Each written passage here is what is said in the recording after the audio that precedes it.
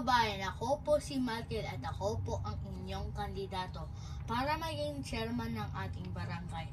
Ako'y may malasakit sa ating komunidad at nais kong magsilbi sa inyo ng tapat at may integridad.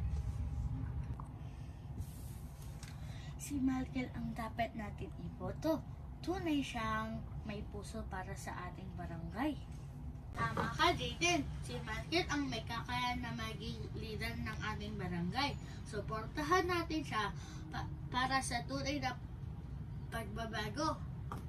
Maraming salamat sa inyong tiwala at suporta.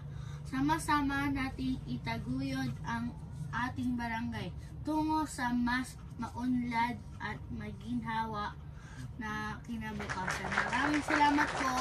Michael, kami ni Julian ay handang maglingkod sa inyo bilang inyong mga taga-suporta. Nasa inyo ang aming boto at pananampalataya. Oo, Michael, kami ay kasama mo sa laban na ito. Magtulungan tayo para sa ikauunlad ng ating barangay.